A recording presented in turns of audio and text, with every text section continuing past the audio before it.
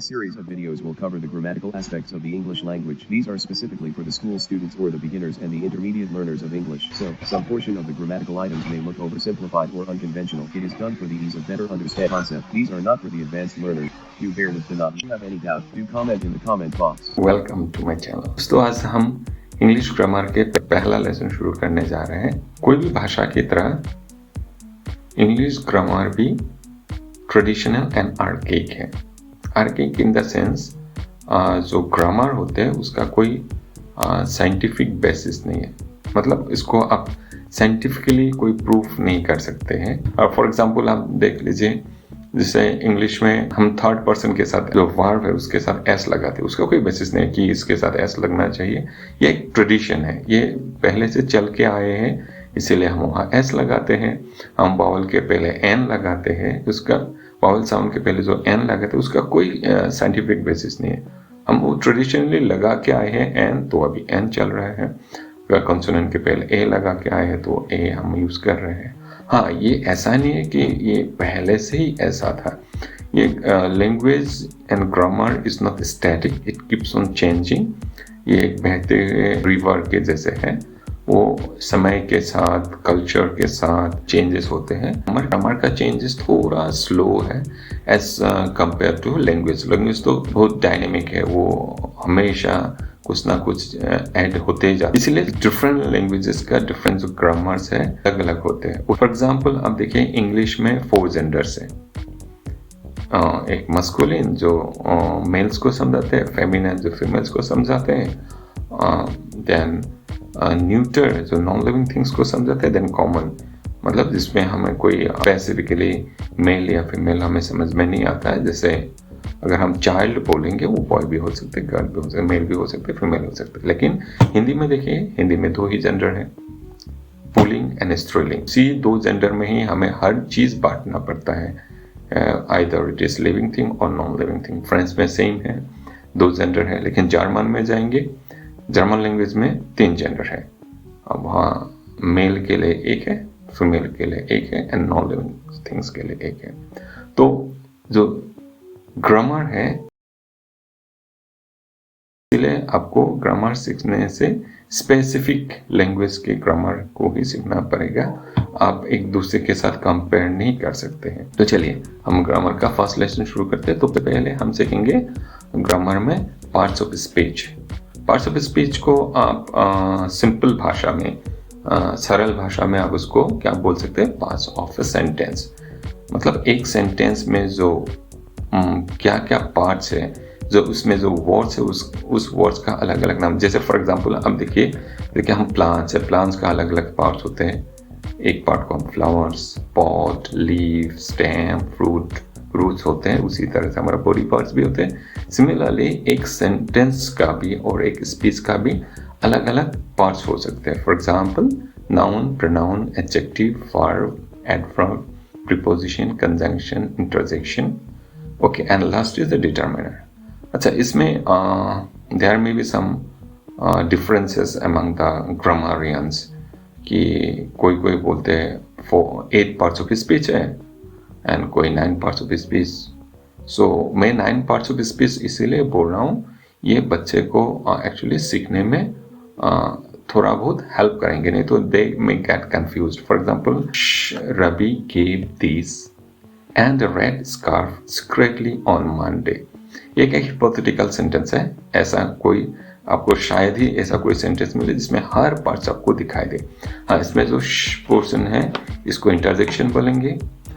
या 3 नाउन्स हैं, Ravi, scarf and Monday.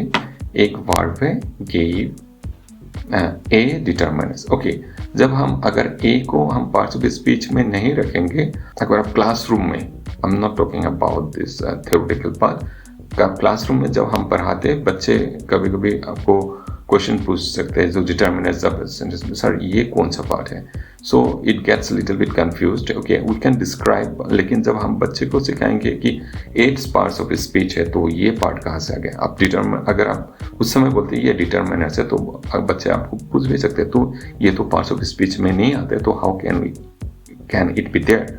That's why it is better according to me क्योंकि हम जब क्लासेस में सिखाते हैं, आई नो दैट ये प्रॉब्लम्स आते हैं. So it will be better if we consider 8 and 9 parts of speeches instead of 8 parts of speech. तो यहाँ A determinants होंगे, this pronoun and conjunction, read adjective, secretly adverb on preposition. तो चलिए ये जो पार्ट्स ऑफ स्पीच है उसको थोड़ा हम यहाँ ब्रीफ में जान लेंगे इस वीडियो में. नेक्स्ट जो हम वीडियो बनाएंगे हर एक पार्ट के लिए एक एक वीडियो एक्सटेंसिवली बनाएंगे, तब हम उसको डिटेल में जानेंगे. अभी सिर्फ आपको एक just to give an idea in nutshell. चलिए हर पार्ट को एक एक पर देख लेते हैं. तो first part is noun. Noun किसको बोलते हैं? Noun is a word that implies name of a thing, place, person, quality etcetera. इससे नाउन का मतलब कोई भी वर्ड जो हमें कोई एक चीज को इंडिकेट करता है. इट मे बी मैन, किसी का नाम भी हो सकता है. फॉर एग्जाम्पल जैसे एक चीज का नाम हो सकता है टेबल, रॉक, बीन्स, पिक्चर. जगह का नाम हो सकते हैं इंडिया, दिल्ली, गुवाहाटी. किसी आदमी का नाम हो सकता है आदमी औरत, जब भी Rabi, Hari, Iqbal, John. It may be a word that indicates somebody like boy, girl, father, then cow, tiger. These are animals. Then it may be qualities like goodness, honesty. तो कोई भी word that implies anything, है ना? अगर किसी चीज को समझाते हैं, किसी आदमी को समझाते हैं, किसी क्वालिटी को समझाते हैं, that will be considered as noun.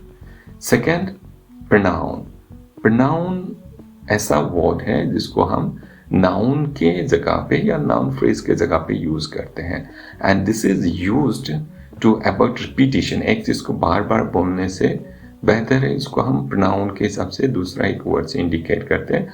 And कभी कभी ये प्रोनाउन हम इसीलिए यूज करते हैं कि ये सुनने में थोड़ा अच्छा सुनाई दे. नहीं तो फॉर एग्जाम्पल अगर हम ऐसे कोई एक सेंटेंस बोला, John gave John's father a beautiful chain which John's father liked very much. ये अच्छा सुनाई नहीं देंगे, है ना? तो इसीलिए वहाँ जॉन के जगह पे ही यूज कर सकता है, दैट इज अ प्रोनाउन. तो सम एग्जांपल्स यहाँ आपको दिया गया है. I, me, we, us, we, she, all are pronoun. यहाँ कुछ एग्जांपल जैसे John is a good boy. यहाँ जॉन की जगह पे हम ही यूज कर सकते हैं, so he will be a pronoun.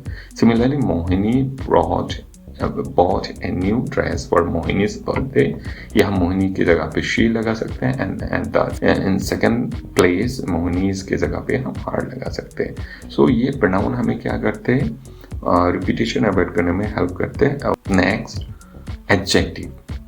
Adjective ऐसा वर्ड है, adjective is a word that tells us or describes us something about a noun or a noun phrase. हम जो नाउन यूज करते हैं उसके बारे में हमें बताता है वो कैसा है ना? जैसे good, bad, strong, tall, big etcetera. Okay, हम सेंटेंस में देखेंगे Ravi is a good boy. Here noun is boy, है ना? रवि कैसा लड़का है? How he is a good boy.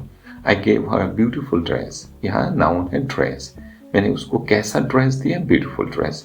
This is a strong building. तो ये बिल्डिंग कैसा है? स्ट्रॉन्ग है ना? तो मतलब हमारा जो ये नाउन से इसको डिस्क्राइब किया गया है, उसको वर्णन किया गया है किससे? Good, beautiful, strong. Then so these are called adjectives. Next, verb. Verb is a word that implies some action और अकरेंस, है ना? वर्ब से हमें क्या समझ में आता है? कोई चीज घटना, कोई चीज होने को जो वर्ड हमें समझाता है, that is called verb. For example, eat, read, run, sleep. हम सेंटेंसेस में कुछ यूज कर सकते हैं. I like my apples. She is reading. I went to market yesterday. The baby is sleeping. She is laughing. All the words that are written in red color are verb. इसका different forms है. Okay, forms हम बाद में सीखेंगे. when we will have a video on verb, we will learn them extensively. Okay, next, number 5, adverb. Adverb क्या है? Adverb is a word that implies or tells how an action is done, or it modifies an adjective or another adverb. Adverb में क्या समझाते हैं कि एक जो काम हुआ है, जो घटना घटा है, हाउ इट वाज हैपेंड, वो कैसा था। ओके, फॉर एग्जाम्पल यहाँ हम कुछ एग्जाम्पल्स देख सकते हैं, जैसे he runs fast, run is the verb, वो दौड़ते, कैसे दौड़ते हैं, फास्ट, बहुत तेजी से दौड़ते हैं, तो तेजी से दौड़ने को बोलते हैं एडवर्ब। शी सिंग्स ब्यूटिफुली, वो गाना गाती, कैसे गाती है, बहुत सुंदर से गाती है ना। So beautifully will be the adverb. So some more example, slowly, loudly are there. So एक यहाँ आपको अगर एडवर्ब जानना है तो आप क्या कर सकते हैं, जो वर्ब है उसको क्वेश्चन पूछ सकते हैं, कैसे, what, when, how, how much, ऐसा अगर क्वेश्चन पूछेंगे तो आपको एडवर्ब मिल जाएगा। Next, preposition. प्रीपोजिशन ऐसा वर्ड्स है और ग्रुप ऑफ वर्ड्स है जो नाउन के साथ या प्रोनाउन के साथ या नाउन फ्रेज के साथ यूज करते हैं टू शो डायरेक्शन, लोकेशन और टाइम और introduce an object. Okay, preposition से हमें क्या पता चलता है, जो नाउन है, जो नाउन या प्रोनाउन है, उसका डायरेक्शन क्या है, वो कहाँ है, इसके बारे में हमें जानने के लिए हम जो वर्ड्स यूज करते हैं और या जिस वर्ड से हमें वो पता चलता है, that is called preposition. For example, the book is on the table, book कहाँ है, ऑन द टेबल, टेबल के ऊपर, तो ऊपर वाला चीज है ऑन, ये प्रीपोजिशन है। Same, the cow is in the field, the cow कहाँ है, in the field, in preposition है। The aeroplane is flying overhead, aeroplane कहाँ फ्लाई कर रहा है, हमारे सिर के ऊपर। So over will be prepositions. सो प्रीपोजिशन हमें क्या करते हैं, किसी चीज का डायरेक्शन, लोकेशन या टाइम, किस टाइम में घटा है, उसके बारे में बताते हैं। These words are called preposition. Next, conjunction. Conjunctions are the words that combine two or more sentences together. This is also done for avoiding repetition or making the space, making the sentence concise. छोटा बनाने के लिए हम use करते हैं। For example, and, or, otherwise, if, etc. For example, जैसे हम sentence में देखेंगे, Ram and Shyam are playing in the field. यहाँ दो सेंटेंस है, जो बड़ा बड़ा सेंटेंस को ये क्या हो सकता है, इसको अगर हम तोड़ेंगे, Ram is playing in the field, Shyam is playing in the field, तो उसको एंड लगा के हम इसको छोटा बना दिया, है ना। We can avoid this making it bigger, तो हम छोटा बनाएंगे, it will give the same meaning but it will be concise form. तो क्या हो जाएगा, Ram and Shyam are playing in the field. Then you can have an apple और an orange, तो यहाँ और जो है ये प्रीपोजिशन है। Next, interjection. इंटरजेक्शन क्या है, interjection are the words that expresses certain feelings. Okay, जो वर्ड हमारा जो सर्टेन फीलिंग्स व्यक्त करने में मदद करते हैं, that is called interjection. Interjection usually क्या होता है, दो मोनोसिलेबिक एक्सप्रेशन, मतलब वो छोटे छोटे होते हैं, कभी कभी उसका कोई एग्जैक्ट मीनिंग भी नहीं रहते हैं, but that help us in emphasizing our feeling. Okay, जैसे ओह, ओह का एग्जैक्ट उसका कोई सिमेंटिक मीनिंग आपको नहीं मिलेंगे, या ब्रेवो, हे, जैसे हिंदी में है हाय राम, हाय ये क्या हो गया, these such kind of words are actually interjections. Next, determiners. Determiners are the words that usually placed before a noun to specify the quantity or something specificity, है ना। इससे हमें क्या पता चलता है, एक जो नाउन है, नाउन का क्वांटिटी पता चले कितना है ना। जैसे an, a, the, some, this, तो ये वर्ड्स हमें क्या पता चलता है, जैसे एन एप्पल, कितना एप्पल है, एक ही एप्पल है ना। So these are the words used to specify the quantity of the noun. Okay, तो ऐसे जो वर्ड्स है उसको हम डिटर्मिनर्स। तो आशा करता हूँ आपको ये वीडियो अच्छा लगा होगा। अच्छा लगा तो जरूर लाइक एंड शेयर कीजिएगा, एंड आपको मिलते हैं नेक्स्ट वीडियो में। Thank you very much.